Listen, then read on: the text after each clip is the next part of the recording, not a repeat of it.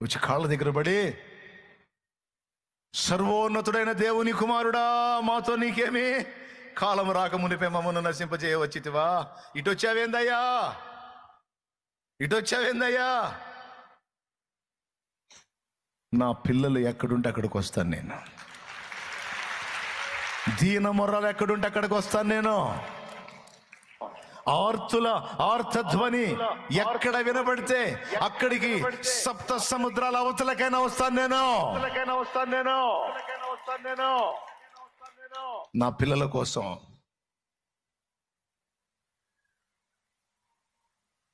చెప్పు, నీ పేరేంటి? అయ్యా, నేను ఒకదాన్ని కాదు, మేము అనేకులం. నాకు తెలుసా సంగతి. మేము సేన. ఒక గుంపు అయితే ఆడుకుంటున్నాం వీడితో, ఒక గుంపు అయితే వాడుకుంటున్నాం ఈ దేహాన్ని. మమ్మల్ని వెళ్ళగొడితే ఆ పందుల మందు ఉంది చూడు, అందులోకి పోయేటట్టు అవకాశం ఇవ్వు. పాతాళంలోకి వెళ్ళమని అనొద్దయ్యా. నీ కాలు మొక్కుతాయ్యా, నీ కాలు మొక్కుతాయ్యా, నీ కాలు మొక్కుతాయ్యా అని వచ్చి పడ్డాయి అన్నీ. చూడు ఆయన ఎంత కనికర సంపన్నుడు. ఆ దీనుడి దగ్గరికి వచ్చి దయ్యాలు మొక్కుతుంటే, దయ్యాలు మొర్ర పెడితే దయ్యాల ప్రార్థన కూడా వింటున్నాడు. వాటి ప్రార్థన వినేది ఏందండి? మొత్తం పాతాళానికి పోవాలి ఇప్పుడు అంటే పోవు. అయ్యి ప్రార్థన చేస్తే, అయ్యా అయ్యా ఒక ఛాన్స్ అయ్యా, అయ్యా అయ్యా అంటే సరిపోండి అన్నాడు. అయ్యే ఎక్కడ పోతామని అడిగి పంపించాడండి. వింత నాకు అది చదివి. అయ్యా, నువ్వు దెయ్యాల ప్రార్థన కూడా వింటావా? ఏం మనసు అయ్యా నీది? విన్నాడా లేదా? పోనిచ్చాడా లేదా? ఎందులోకి? పాతాళంలోకి, పందుల్లోకా? సరే, మీరు కోరుకున్నట్టు పోండి అన్నాడు. మొత్తం ఒక్క దెబ్బకల్లా వదిలేసి ఆ పందుల్లో జ్వరపడితే 2000 మంద ఉన్న పందులు మొత్తం ఎగిరిపడి సముద్రంలోకి చచ్చినాయి. అంటే అన్ని దయ్యాలు పీడిస్తున్నాయి వాడిని. ఊరు వాళ్ళకు తెలీదు. సమాధుల్లో కేకలు వేస్తా తిరుగుతున్నవాడు 10 పట్టణాలని ఉజ్జీవింపజేయబోతున్న దైవజనుడనే. ఊరోళ్ళకు తెలీదు, కుటుంబీకులకు కూడా తెలీదు. ఈరోజు నా తమ్ముడా, నా చెల్లి, ఈరోజు పనికి మాలిన స్థితిలో ఉన్న నిన్ను చూసి నీ వాళ్ళు కూడా అంతే అనుకుని ఉండొచ్చు. ఇటు పనికిరాడో, ఇది పనికిరాదో, ఇటు పనికిరాడో, ఇది పనికిరాదని. వాడిని ఎలాగైతే వదిలేశారో నిన్ను అలాగ వదిలేసి ఉండొచ్చు.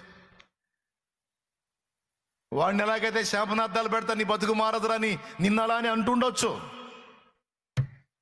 కానీ వాళ్ళకి తెలీదు, వాడికి కూడా తెలియదు ఆ సంగతి. కానీ ఒక్కడికి తెలుసు. ఆఖరికి ఆయన పక్కన ఉన్న శిష్యులకు కూడా తెలియదు ఆ సంగతి.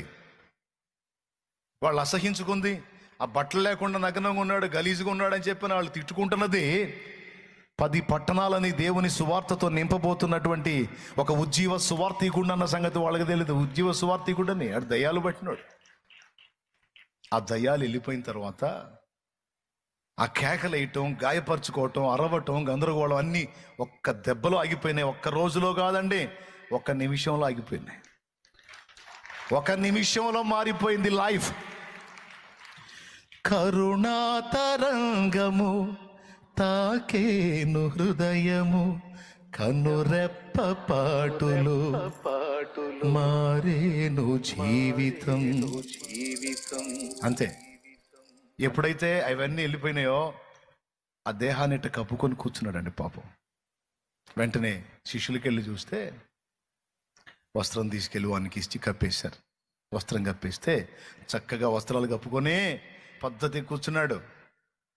ఊరోళ్ళు వచ్చారు, చూసి వాళ్ళు అంటారు, బోధకుడా మా ఊర్లోకి రావద్దు నువ్వు అంటారు. వాళ్ళు ఎంత దరిద్రులో చూడండి. బోధకుడా నువ్వు మా ఊర్లోకి రావద్దు.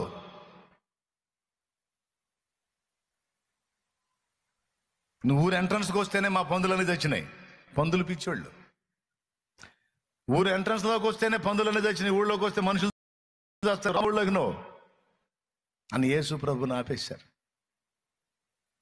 అప్పుడు ఆయన ఏం చేశాడు తెలుసా? సరే రావద్దంటే వెళ్ళిపోతానని వెళ్ళి పడవేకపోతే ఈ బాగుపడ్డోడు యేసు ప్రభువుని వెంబడిస్తూ ప్రభువా, వాళ్ళకి నా క్షేమం కంటే పందుల క్షేమమే ముఖ్యం. వాళ్ళకి మనిషి ముఖ్యం కాదు, వాళ్ళకి పందులు ముఖ్యం. నేను బాగుపడ్డాను, నేను బ్రతికాను అన్న ఆనందం వాళ్ళలో ఒక్కళ్ళో లేదు. పందులు చచ్చినాయి అని బాధపడుతున్నారు, పందులు చచ్చినాయి అని.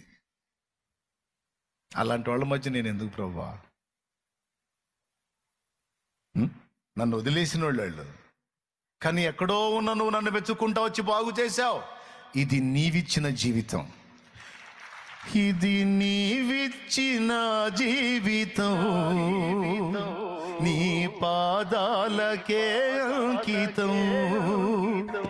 ఇది నీవిచ్చిన జీవితం, నీ పాదాలకే అంకితం, నీ పాదాలకే అంకితం అనుకుంటూ యేసయ్య వెంటబడ్డాడు. అప్పుడు యేసయ్య అన్నాడు, నన్ను స్వాగతించావు, నీ లోపలికి నేను వచ్చాను, నీ జీవితం లోపలికి వచ్చాను, నీ హృదయం లోపలికి కూడా వచ్చాను. నేను నీతోనే ఉంటాను, నువ్వు నాతో ఉన్నట్టే. నీవు పోయి నీ ఇంటి వారికి ప్రభువు నీకు ఎట్టి కార్యాలు చేశాడో చెప్పు అంటే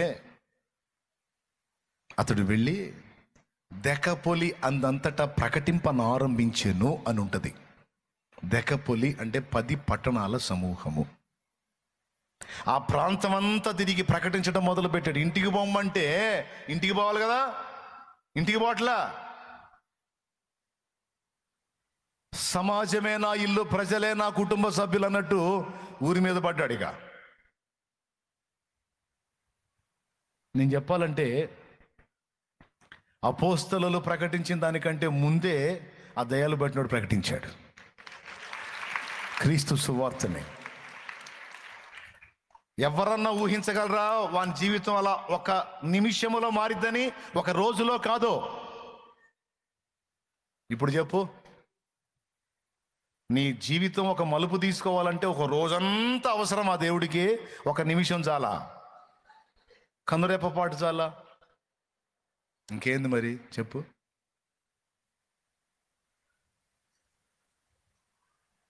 ఒక నిమిషం చాలు, ఒక కన్నురెప్పపాటు చాలు, కార్యం జరుగుతుందంతే.